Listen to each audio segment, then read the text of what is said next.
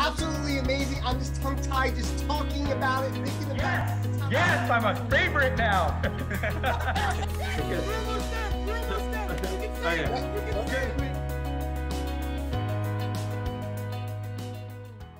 Welcome to the Extraordinary Being Movement, where we inspire you to take action, influence you to create change, and motivate you for success. Hi, I'm your host and coach, Len DeCarmine, and what a show we have for you today. We're going to be talking about gratitude and how to be vulnerable in today's world. But before I do that, allow me to introduce to you my two favorite co-hosts, Fred Martinez and Christopher Shiver. Guys, I'm glad that both of you here. We're going to have a great show today. We're going to be talking about gratitude and how to be vulnerable. I know it's tough right now this year. 2020, 2021, it's going from one year to the next. It's going to be tough. There's a lot of things that people don't realize that they're going to be grateful for, and how powerful being vulnerable is as well for both men and women. And people will need to learn how to really harness that and take that on. Do you agree? Oh yeah. Especially today. I think our special guest that's coming on right now is probably closer to understanding at how to deal with internal adversity than anybody else that we've ever had on. So this is going to be extremely special. And honestly, I'm ready to throw myself out there and be vulnerable on this podcast. I want to learn something. I want to grow. Awesome. Well, let's not waste any more time. Today, we truly have a remarkable individual. He is a former Phoenix police officer who was severely burned and injured in the line of duty in March of 2001. He suffers severe burns to over 40% of his body, which drastically altered his appearance. He has undergone more than 50 surgeries just to have the ability to accomplish the simple daily tasks we often take for granted. His story is one of life, rebirth, and transformation. Jason represents the human experience at its very best and ascended from despair to describing himself as the luckiest person alive. Allow me to introduce this special guest, Jason Schechterle. Schechterle. We talked about it and I still messed it up.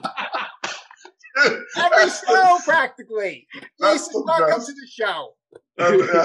Yeah, thank you so much. I'm so excited about this podcast, but I got to give you credit because I've never heard somebody ask me how to pronounce my name and then still screw it up. Listen, I'm still learning this interview game, this hosting game. I was in my head and I was thinking, don't say it this way, but it came out that way. I'm sitting here, I'm like, dude, you have one job. And I just told you how to do it. Thank you, Jason, for calling him out. I get it bad enough from these guys. I love it. This show is about being human. We all make mistakes. We all go through trials and tribulations. And it's just ongoing learning. So Thank you for helping me out with this. You're very welcome. You're very welcome. Thanks for having me out. This is an awesome opportunity. I follow you guys and the movement you're doing, the stories you share. We're having a lot of fun. Well, I appreciate that. I know you're a busy person, traveling, speaking all over, and I'm lucky we got the opportunity to get you onto our podcast, especially being local. So we greatly appreciate you being here with us. And Jason, you do have an extremely extraordinary story to talk about, to share with everybody. Would you mind sharing that from the beginning? No, not at all. I'd be happy to. I was born and raised here in Phoenix, Arizona. And wait, stop. I'm sorry, Jason. Did you say you're born and raised in Phoenix, Arizona? Born and raised, baby. There's not many of us left. And I'm almost 50 years old. So, I mean, that's saying something right there. But you know what? I grew up and just had a storyful childhood. Just, great parents, couple siblings, great friends, played sports, just normal, what I wanted it to be. And like everybody, I think, when I was a kid, I fantasized about the white picket fence and the wife and kids, the family, and getting a job and doing all that stuff. And graduated high school, was pretty good at golf at the time. Got a college scholarship, and then something just in my freshman year of college, I decided to change directions. It was called the Serve for just, mentally, emotionally, spiritually. And also, I really needed, at 18 years old, I'm just like, dude, if you don't get some structure and discipline in your life, you're not going to get where you want to be. So the only thing I knew to do, and it's funny to think about, I joined the military, and I did it all on my own. Like, it's funny how the world has changed. If my kids did what I did, I would kill them. I came home one day by myself and just told my parents, hey, I just joined the Air Force. And, this is back in 1990. And my parents were like, okay. It's seriously a different world we live in. And, but I did my 4 years in the military. It's awesome. I mean, the Air Force thinks they're very funny, in case you guys don't know. So they said, oh, you're from Phoenix, Arizona?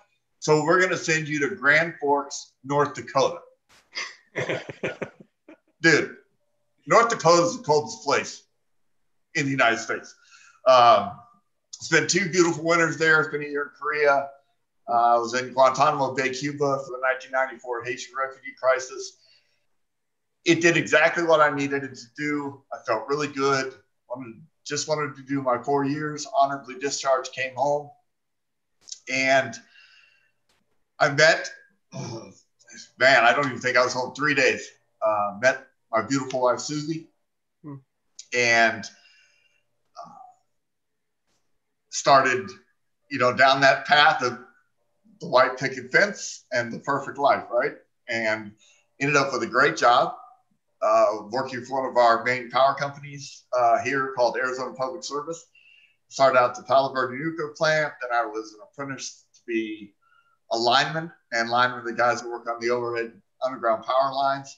And just the kind of job, that maybe it's not politically correct anymore, but I still call it blue collar jobs.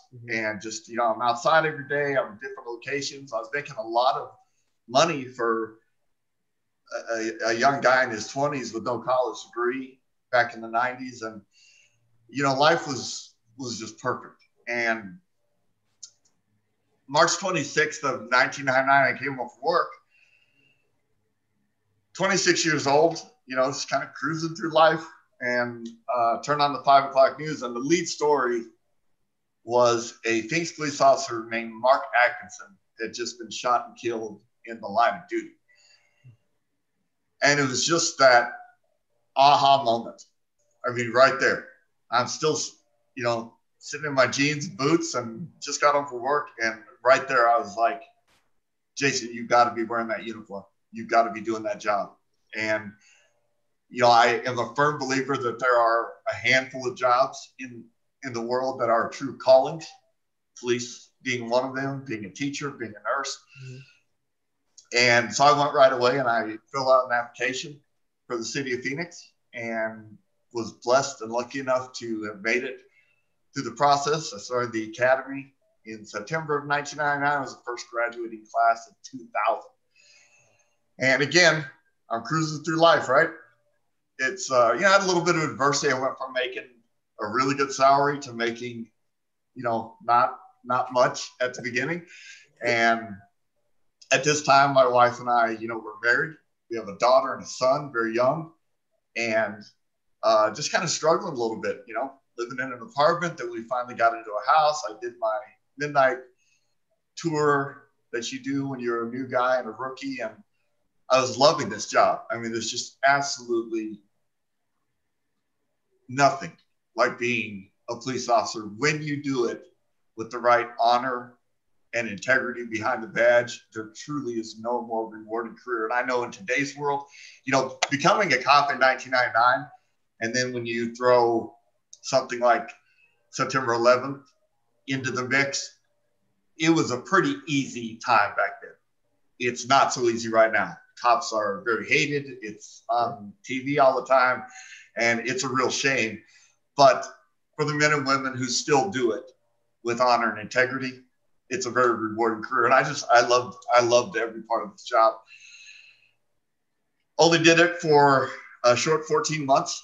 And ironically, on the 2-year anniversary of Mark Atkinson's death, March 26th of 01, I went to work that day at 3 in the afternoon. I was supposed to work until 1 o'clock in the morning. And about 11:30 that night, I was on my way to an emergency call, lights and siren. But as I approached one of our busier intersections, freeway overpass, just 20th Street and Thomas, if anybody's familiar, it's where Phoenix Children's Hospital, Arizona Heart Institute's about 5 minutes east of downtown Phoenix. And I got a red light, so I got to stop to make sure that people getting on and off the freeway will yield to my emergency vehicle. But it only takes a second and a half to clear an intersection. And, you know, a lot of what I'm going to talk about tonight is about choices and timing. Nothing just magically happens. I don't believe in just random bad luck. I don't even really believe in being in the wrong place at the wrong time. I mean, there are a lot of reasons why I was where I was, and they went back a lot of years. But anyway, not to jump too far ahead. So I came to that brief stop, and just as I'm going to proceed through the intersection, my patrol car was struck from behind by a taxi cab. And the guy was having an epileptic seizure at the time, and he was doing 115 miles an hour. Now, for any of you out there who live in the city, this is a 40-mile-an-hour downtown city street. The guy was doing 115. I just can't even fathom that kind of speed. And you talk about a scary ride for the person who did witness it. This taxi had a passenger in the backseat of his car. Imagine witnessing that, not being able to do anything about it. I never saw the car coming, never felt the impact. I was knocked unconscious. My car burst into flames, trapping me inside. Knocked my car almost 300 feet through the intersection. And there's not really words to properly express the miracle, twist of fate, the timing, but I came to stop about 50 feet from a fire truck that was sitting in the same intersection. I mean, that's just unbelievable. And again, you can put a lot of labels on it. There aren't any words for it. But what I think about a lot is I try to put myself into their shoes and into their hearts. They were just minding their own business. And all of a sudden, you know, as first responders, you normally have a little bit of info. Mm-hmm. Like the call I was going to, I knew what I was going to. They knew where they were headed. And then all of a sudden, in the blink of an eye, the world literally did explode right in front of them. And they're still human beings. It doesn't matter what uniform that you're wearing or what job you're doing. Fight or flight syndrome is very real. And all of a sudden, they were put in this position. And then to see that it's a police car, you know, cops and firefighters, they like to rib each other, and we have some pretty good jokes back and forth. But when it comes down to it, there's a true brotherhood, a true camaraderie that goes into that. And I think it put a little more emphasis on, you know, Jesus, we got to get this guy out of the car. And so they were able to go to work. A couple of police officers, friends of mine, were about a half mile away. They heard the impact, saw the fire. They got there in about 30 seconds. And again, they didn't know what they were pulling up on. Then they see it's a police car. Can you imagine the flood of emotions? Thinking, that's one of my friends. Mm-hmm. Who is that? Somebody's dying right now that I care about. It just things that impact you. And what they talk about with like adrenaline and stuff like that, time really does slow down. Mm-hmm. Focus becomes crystal clear. And then those emotions, I think about them all the time. And I'm still very good friends with all these people, but they got me out of that car in 90 seconds.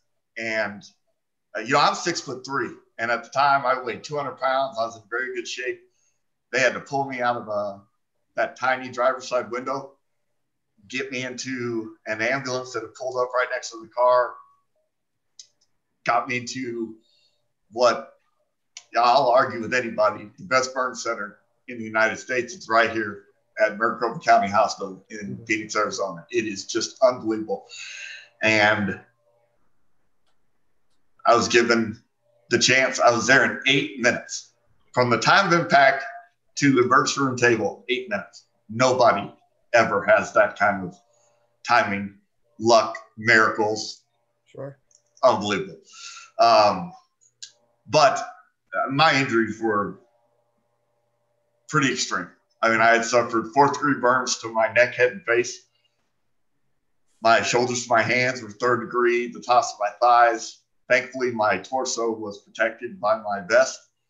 You know, burns is one of those injuries that will keep on burning. So if your chest gets burned, it's just like putting a brick on top of you and then another one and then another one. And over the course of a few minutes, it's just that your lungs can't expand and you can't breathe, and you'll basically suffocate and die. But I was protected by my vest. So my best friend happened to be at the hospital, identified me only by a tattoo. He didn't even recognize me. I mean, I was burned so bad, my best friend did not know it was me.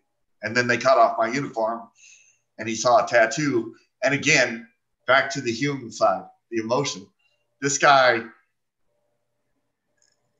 he didn't even have time to worry about me. He knew I was going to die. He didn't have time to mourn his own feelings.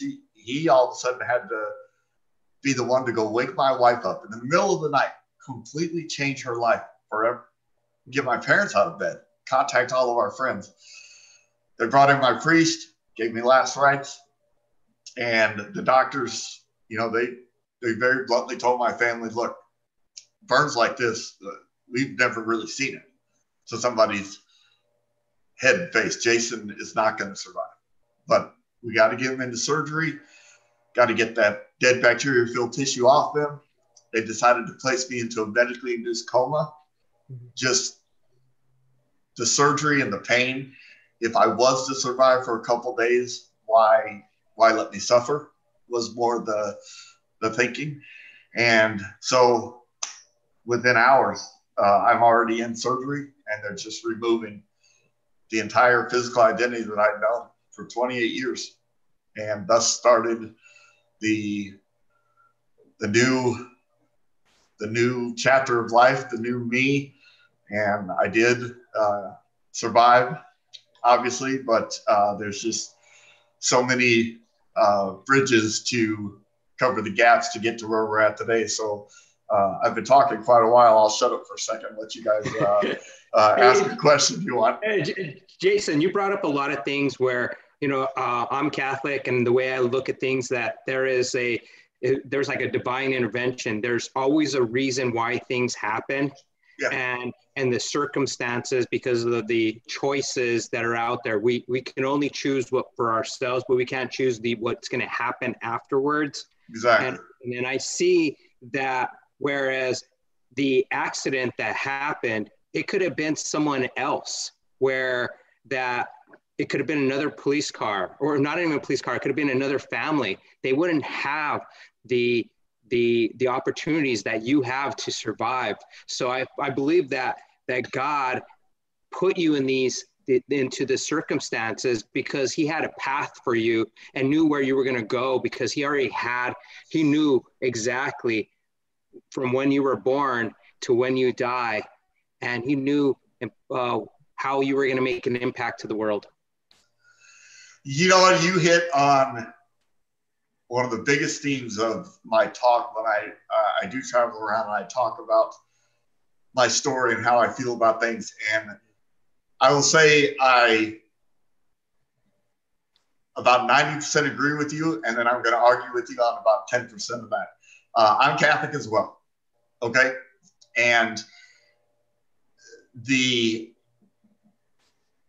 I do understand that we are, one of the most beautiful things about life that God gives us is you can make any choice you want. I can get up from this chair right now and I can do anything I want. I can go anywhere I want. I can say anything I want. You are not free from the consequences of the choices that you make. Mhm. And when the way you touched on that, that is what we're leaping ahead, you know, a little bit with some of my recovery process. But when I was at my darkest moment in the hospital, had finally woken up from my coma after 2.5 months, I was in a coma. And then I spent another 3 weeks I was blind, completely blind. So I'm listening to family members. I'm listening to doctors. Sometimes I'm yelling and cussing at people. Sometimes I'm not talking to people. Sometimes I'm just crying like crazy. Like, what are my children going to think of me? I've lost my job. I mean, I'm going through just so much emotionally and mentally.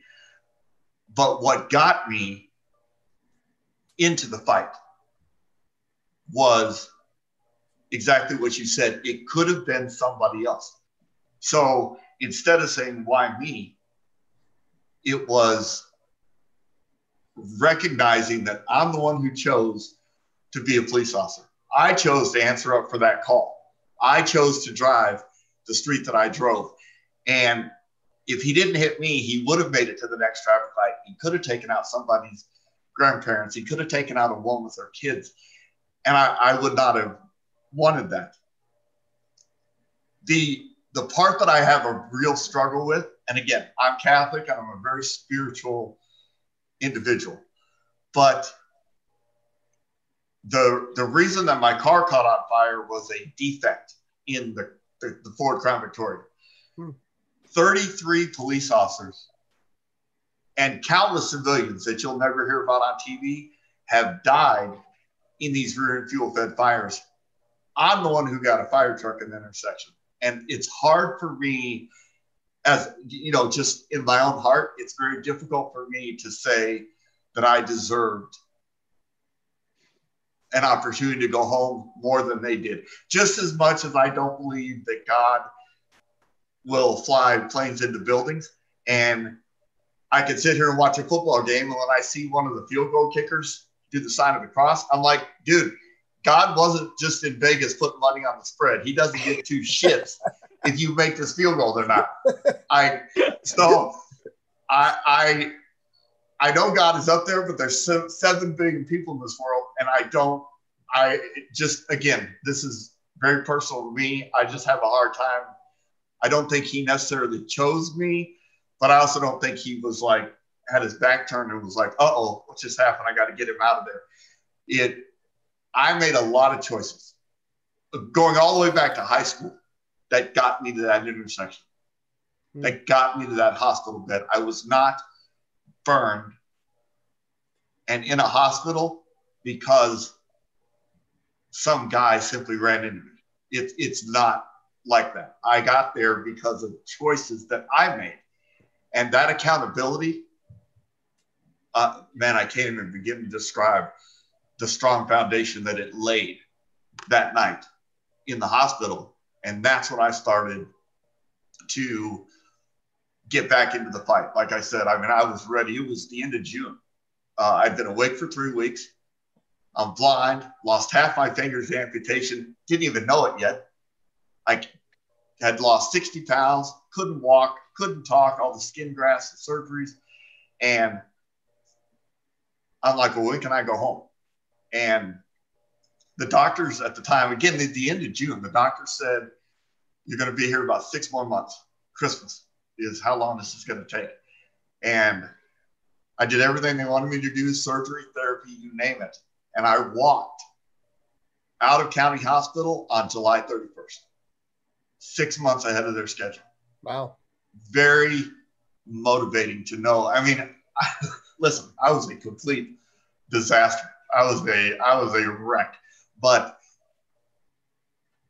just to know that I was getting out of there and moving on to the next phase, to rehab, learn how to walk again, learn how to talk, drink out of a straw, bathe, do anything. And they expected me to be there 3 to 4 months. I was only there 3 weeks. And then they sent me home. And it's going to sound weird, but after 5 months in the hospital,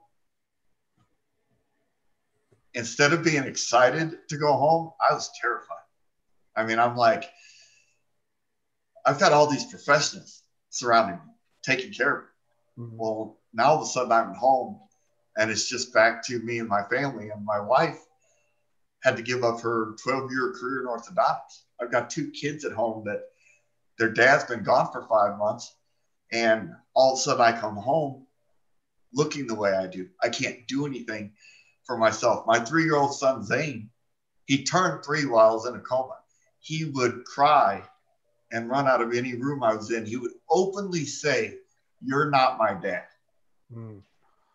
And I can tell you, as a father, nothing means more to me than fatherhood. Absolutely nothing. I love being a dad. And to hear those words, we all have our different versions of rock bottom. Mm-hmm.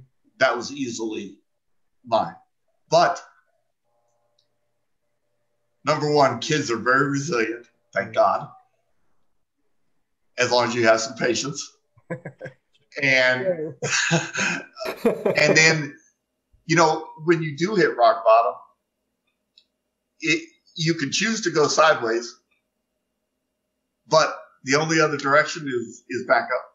And that's really what happened. You know, therapy kept making me stronger. Every time I had surgery, something got a little bit better. And then, you know, positive momentum, it's a beautiful thing. You just got to get out of the way. It is an unstoppable force. And I just can't even tell you how many good things kept happening. I kept getting healthier. I kept getting stronger. I carried the Olympic torch in January of 2002. Not even a full year after my accident. I'm out there carrying the Olympic torch. I met the president. I threw out the first pitch at a baseball game, get all these inspirational memories.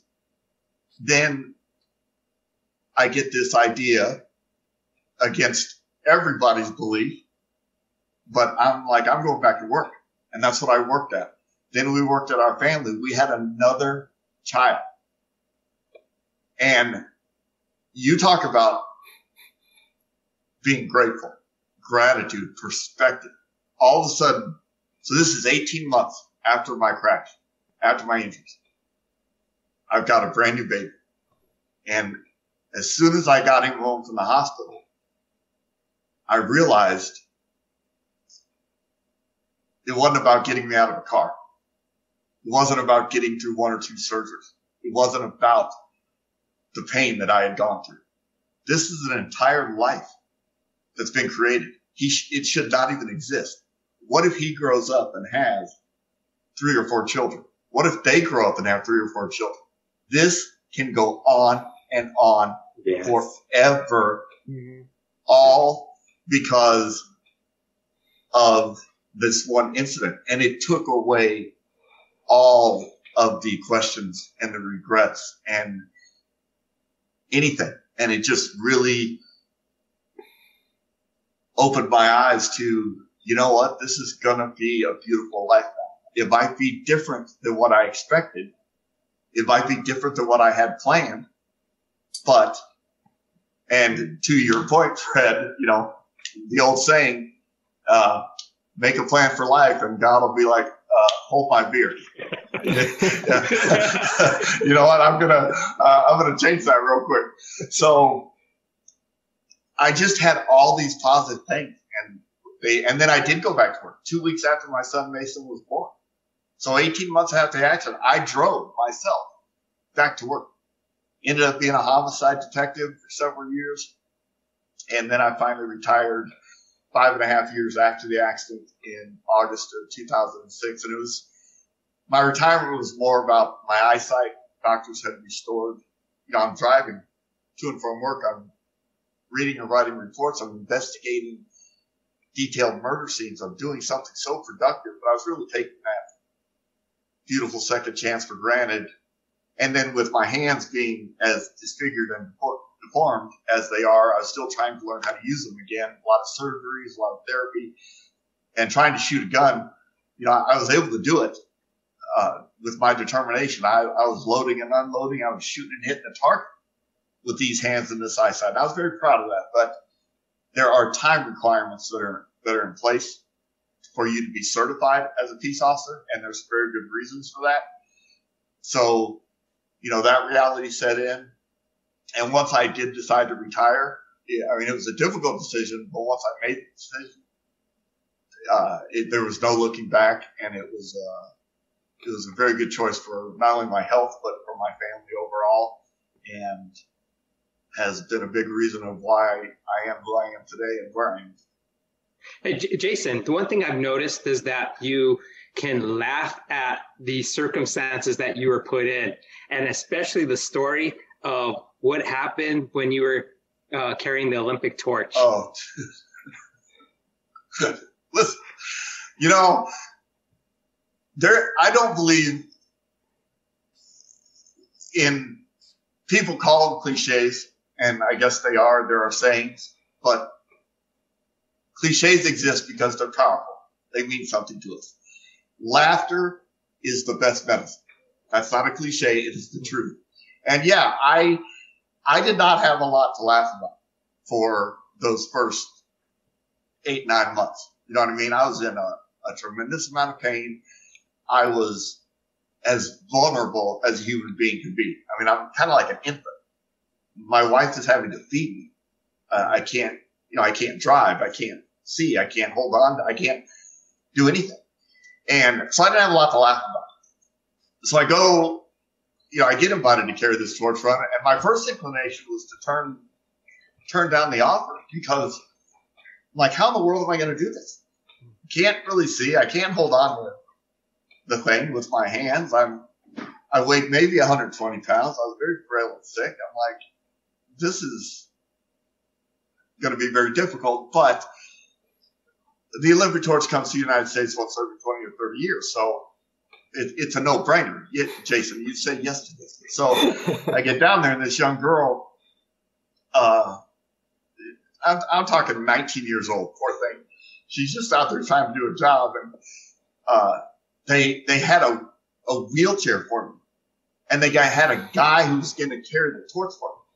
So some random dude's going to carry this torch and walk beside me as I'm getting pushed in a wheelchair. And I was like, no, this is a once in a lifetime opportunity. I'm going to carry the torch myself, and I can walk down the street. And as sweet as she could, she just looked at me and she said, okay, but when you're carrying the torch, please don't get the flame too close to your face.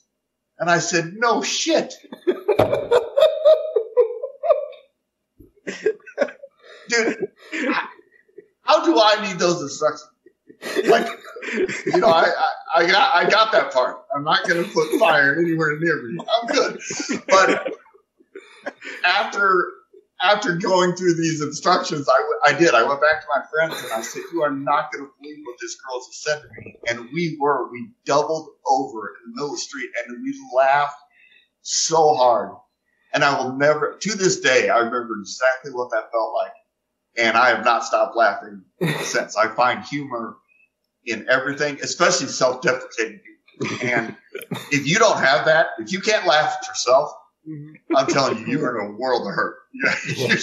You're not going to get very far if you can't laugh, but especially at yourself. So that's one of my, and it's funny. I mean, the Olympic torch, as we sit here, is 3 feet away from me, hanging on my wall. And when I look at it, that's what I think of, those instructions I got, and learning how to laugh again. So I value that. It's a funny story, and I feel bad for the girl. Was probably, pretty intimidated by, oh my God, here's this guy who looks the way he does, and he's a police officer. He's one of our torch bearers. And the poor thing's only, like I said, she's very young, and I probably made her feel really bad, but I cherish that moment because it taught me how to laugh again. And it was what I desperately needed. Hopefully she's watching this now, and she'll get context. Yeah, watching it with a face palm going, yeah, I remember that day. That was a bad day. I have to ask you, Jason, just because I just, throughout your story, I heard you say a couple of words that just I love to hear, and it was like accountability, responsibility, gratitude, gratuity, being grateful. But also, I heard you say this several times, acting with integrity. What does that mean? Well, I think it's all the old adages. I think it's doing the right thing when nobody's looking, doing the right thing when nobody's around. If a tree falls in the forest and nobody's around to hear it, does it make any noise? You know what I mean? Integrity is just how you conduct yourself, and you know what you did.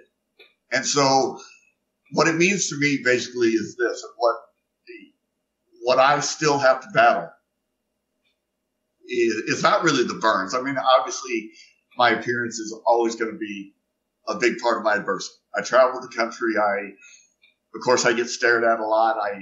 I do it alone, which that was a decision that I made about 4 years ago. I used to take people with me, and finally I said, no, I have to do this on my own. I have to find my way through airports. I have to figure out where my next gate is. I have to call Ubers, check into hotels, go into restaurants by myself. And it was incredibly difficult, but I needed to do that. And to this day, every time the wheels touch down at Sky Harbor Airport, I feel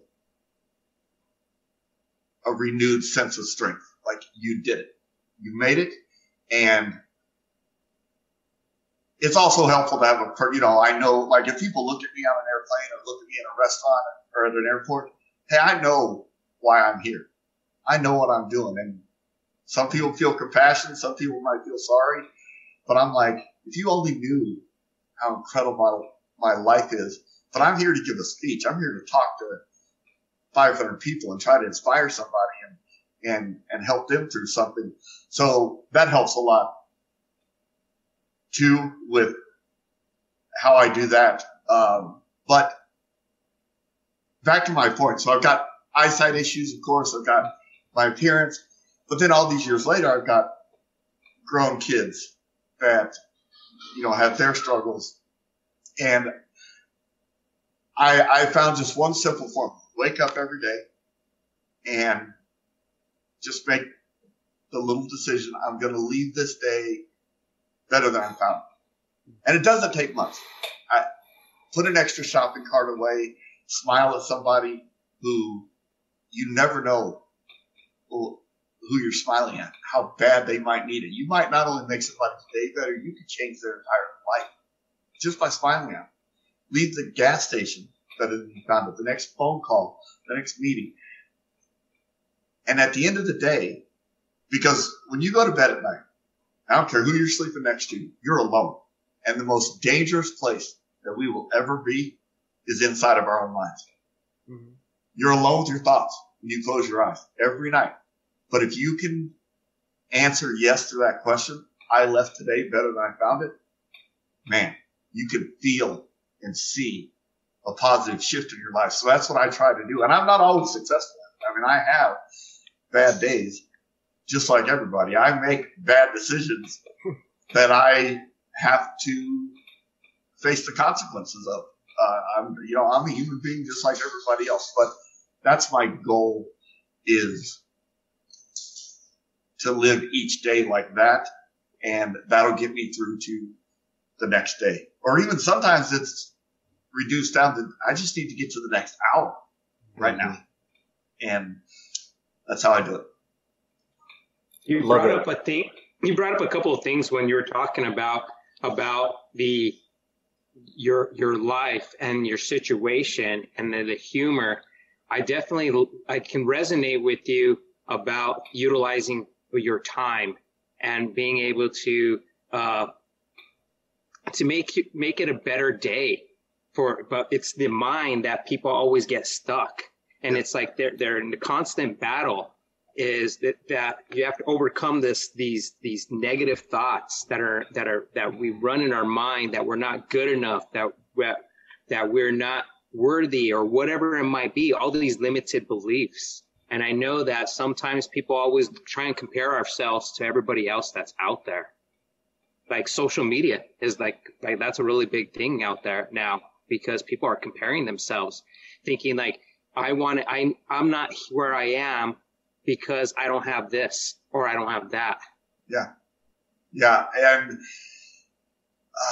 man, you just touched on so many good points that I think about, the social media thing. You know, that's both been a beautiful blessing because we get to do things like this and share each other, our stories, and with the whole world, build new friendships. But then it's also just been one of the worst things I think that's ever happened because people get to hide anonymously behind a computer. They get to say whatever they want and really hurt other people. I am so thankful. I'm almost 50 years old.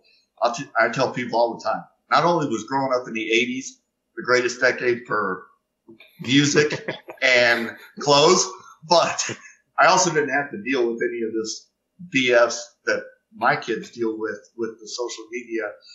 And yeah, it just makes things a lot harder. And right now, when you talk about the negative thoughts, there's a very difficult balance in this that I believe in. And I'm going to use the analogy of a yardstick. Picture a yardstick right now, okay? And how many little hash marks are on that? Some are tiny, some are a little longer, but there's probably 100 of them. And the way that we're designed as human beings, you could attach a different emotion to each one of those. And it would be awesome to stay in this corner of the yardstick. I'm going to feel love and joy and success and enthusiasm every day. But you can't. You are going to feel anxiety. You're going to feel anger, stress. You're going to shed tears. And if you are not able to embrace that in the same way that you embrace the good, it just makes things that much more difficult because you brought up the point about comparing things on, especially with social media. And again, a cliche, comparison is the thief of joy. Somebody's got a better house, a bigger bank account, a better car, whatever. Well, when you talk about adversity, multiply that by 10. If you compare your adversity to somebody else, all you're doing is grabbing yourself by the back of the collar and holding yourself in place. And what I mean by that is somebody could be watching this right now and they see my appearance and they try to imagine the pain that I went through or whatever. And they will, I hear people all the time after one of my speeches will say, wow, Jason, you really made my problems look small. Man, you know what? Then I did a terrible job at my speech today because you don't have to look like this. You don't have to have caught on fire. And you don't know what's coming. Adversity is really good at forming new and stronger ways to come at us. We don't know when it's coming.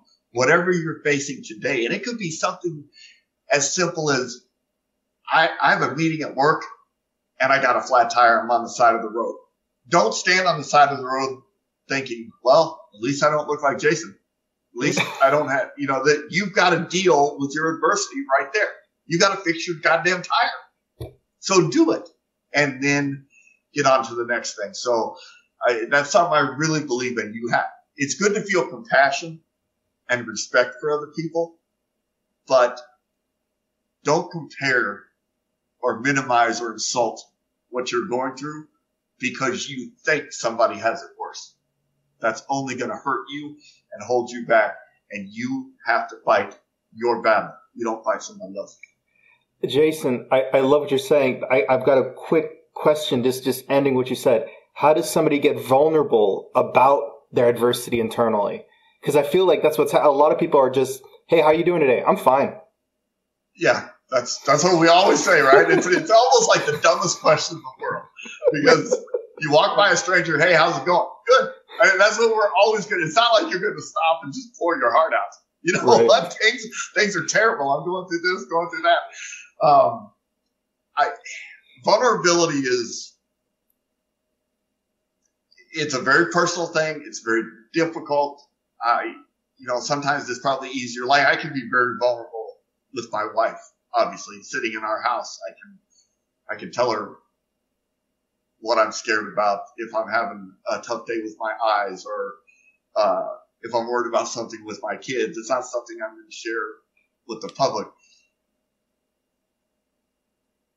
But having the vulnerability, like to feel it, I always just get a clearer sense of beauty, and I feel a tremendous amount of strength. You will learn nothing from success and just things going good. They're great. It's a great friend and it's fun, but you're only going to learn and you're only going to become better by suffering through the hard times. And life is not, probably the worst thing that ever happened, starting from when you're a kid. You go through school and you are taught, and my wife is a school teacher. So you're taught all about these adjectives, right? Let's attach a word to something. It's a good day. It's a bad day. I've got good luck. I've got bad. You know what? It's just life, and it happens to all of us in different ways. That's all there is to it. And so having an open mind to that and realize that some days you're not going to be as strong as you want to be. You're not going to be as good of a friend or good of a spouse or good of a father, son that you want to be. You're going to be vulnerable in those times. And that's when you should be able to find the strength to get back up on top. And then you fall back down and you realize, hey, I'm not the strongest person in the world. I'm not the biggest badass that I think I am or that the world thinks I am. I'm just me. And I'm scared. I'm frustrated. I'm sad. I'm got a ton of anxiety about a lot of different things. But then I'm also very proud of a lot of things. And I'm very blessed and grateful for where I'm at right now. I mean, I'm sitting at home right now. I get to do this podcast with you guys. My beautiful wife is in the other room, finishing up our Christmas wrapping, and my kids are out doing their thing. So I'm just grateful right now. And tomorrow we'll see what comes. Jason, you have a lot of wisdom and knowledge, and I think a lot of people would like to know what wisdom and knowledge that you can give to other people. Like if you can go looking back at your young 20-year-old self with all the wisdom and knowledge you have right now, what would you tell yourself? Yeah, man, I'll tell you, I show a few pictures in my PowerPoint presentations. There's two in particular. I have one slide that has a lot of pictures of me as a child in different sports uniforms, in my military uniform, a picture of me and my wife when she was pregnant with our second child. And then I have another picture I show later on of me and my wife the Christmas before the accident. And all I think about when I'm in the middle of talking and sharing stories with the audience, but all that I'm feeling and thinking is, I'd give anything to sit down right now and write a letter to that guy. And just tell him, here's what's coming. We don't get to do that. But, when you ask, what would I say to my younger self? It's just very simple that, hey, you're going to face some very difficult things and you can overcome them. But the bigger thing that you have to understand is there's a whole lot more coming. It's never going to stop. And if you expect it to, then you're kind of wasting your time. Right now, for all these years, my theme, like I decided to come up with my own. I got tired of stealing other people's cliches and sayings. So I came up with my own and I tattooed it right on my forearm. And what it says is, sometimes the most beautiful inspirational changes will disguise themselves as utter devastation. Be patient. And that is very true. Right now, though, I respect with what is going on in the world with this COVID thing. I mean, people are dying. People have lost their jobs. Restaurants are closing. People's life work. There's not going to be a lot of inspirational change that comes out of COVID. We just need to get rid of the goddamn thing and get back to living life and not worrying about our families or not worrying about to not spend Christmas with my entire family, that sucks. But it's worth it to make sure that I can spend next Christmas with them and the Christmas after that. So my saying, I do live it, and I do believe that it's very true. But right now, it's difficult, and I respect that not everybody's going to be able to relate to that because, we're all faced with the same adversity. On top of then, each one of us has something else. Somebody has cancer right now. Somebody is going through a divorce right now. Somebody's child has Down syndrome or is getting hooked on drugs or thinking about committing suicide. Everybody has their own unique adversity and struggles. But right now, the entire world, and what makes COVID the hardest, what really gets me just, oh my God, you want to talk about moving to the other side of the yardstick and starting to feel anger? It's that we can't do it as a team. We can't do it the right way.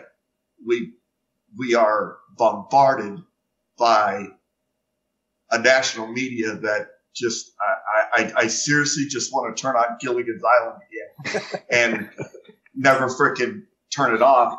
And, I'm not ashamed or afraid to say this, from the smallest of small town mayors all the way up to the most elite political office in the country and everybody in between. Every politician in the United States of America right now fucking sucks. Mm-hmm. And they do not care about anything except how to take their next step up. I talked earlier about wake up every day and try to leave the day better than you found it. These people wake up every day thinking, how can I hurt somebody so that I can get, and it just gets me so upset. And again, I hope some of them are watching because I hate all of them. And I don't care what side of the aisle they're on. These are disgusting people and they're not helping us right now. But I'll get off my soapbox. Hopefully this vaccine will start to work. Hopefully we are going to start, whatever they call that, flattening out the curve. And maybe this time next year, if we talk again, we won't be having to wear masks to go outside. We won't be talking about missing Christmas with our families. And we could just get back to our own set of problems instead of what we're going through right now. It's just a tough. I know you guys will agree. Did you ever think you would see anything like this in your lifetime? Not at all. I did, but I was expecting 85% casualty rate, not 1%.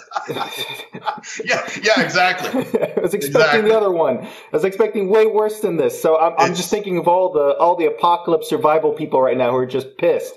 Yeah. It all depends on who you're talking to. I have friends who are epidemiologists, and it's like, oh, this is nothing. Just, this is just a cupcake walk. And I'm like, what? I don't want to hear about the other stuff that you guys think that could possibly happen. I'm like, oh no, please don't tell me this stuff.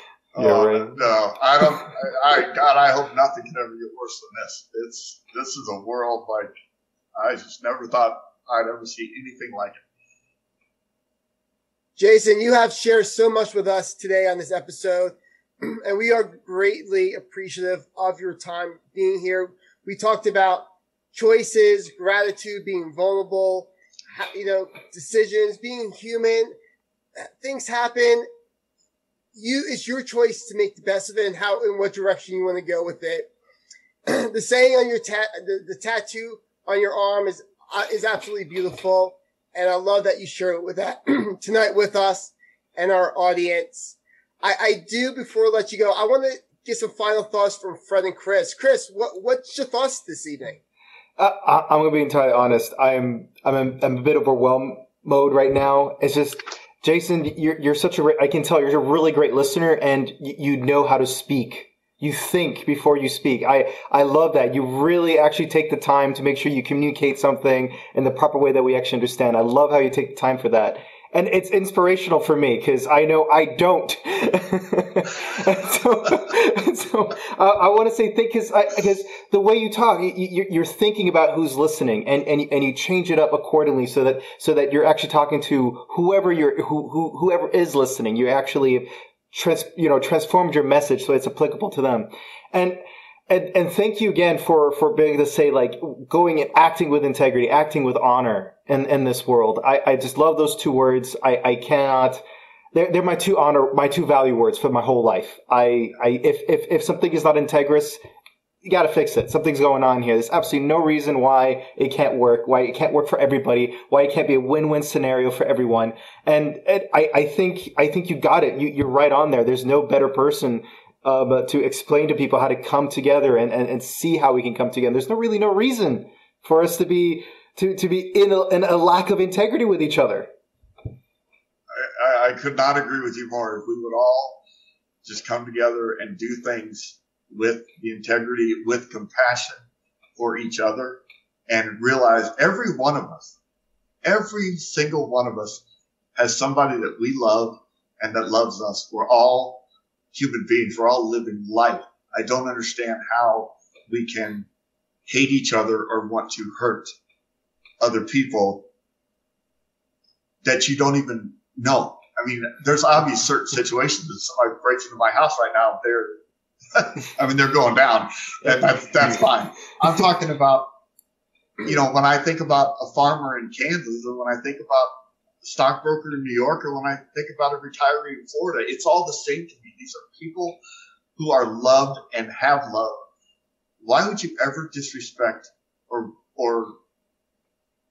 hamper their ability to overcome whatever they're going through? And too many of us in this world are doing that right now.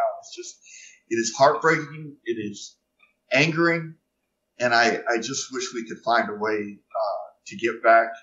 People always say, I wish we'd go back to September 12th of 01. And the theme of that is correct, because we all loved each other, and we'll cycle back. I have no doubt. I'm too positive of a person, and I believe in the human spirit. And that what you hear on TV right now, and from a lot of people, is you're going to hear about skin color, or you're going to hear about jobs, whatever. But it does not matter who you are, where you're from, your gender, your race, your religion, nothing. We are all created equal on our human spirit. And it is designed with one thing in mind: to take you away from risk and straight toward reward. You just got to let it go.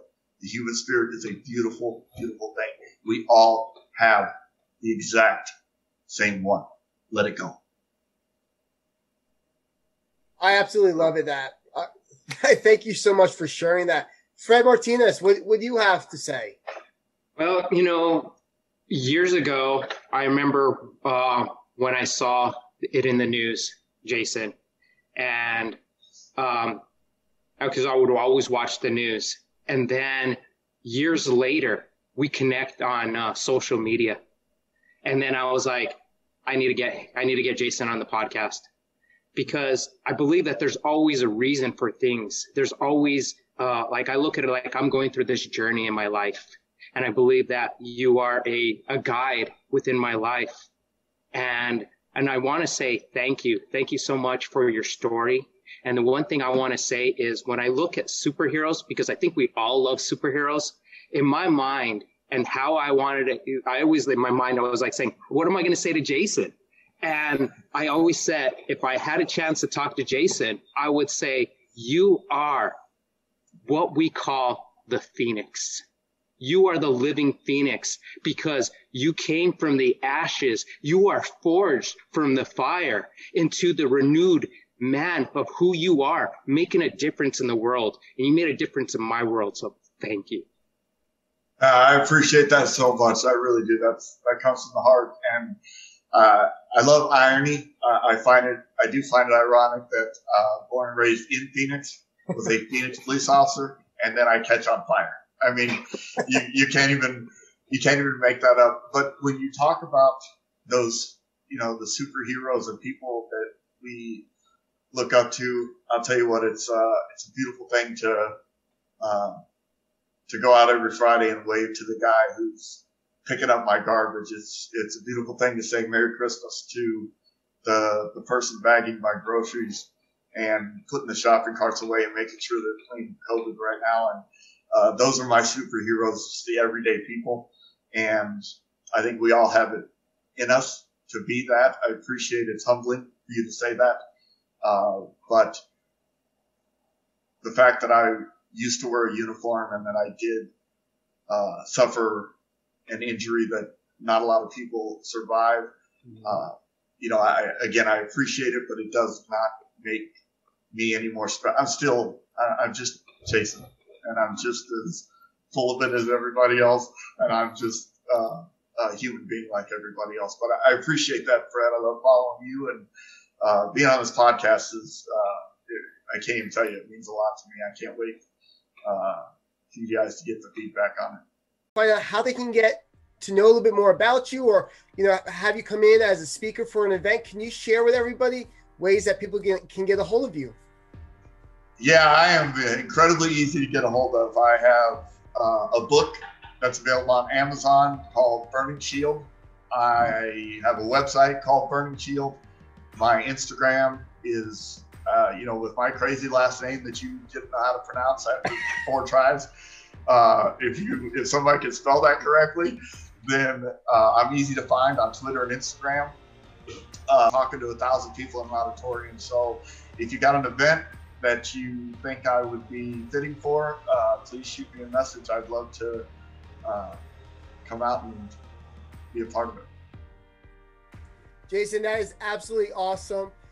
For those who want to get to know more about Jason, we're also going to have information about him on our website as well at theextraordinarybeingmovement.com. And we're going to have all his links and all the information to get a hold of him as well, along with this episode on YouTube, as well as on our podcast show that's hosted on all major outlets. So make sure that you like and subscribe to our show so you can get to know more about Jason and to learn more about the Extraordinary Being Movement and what we have in store. This is Len DeCarmine, your host and coach, and I want to say thank you and have a great night.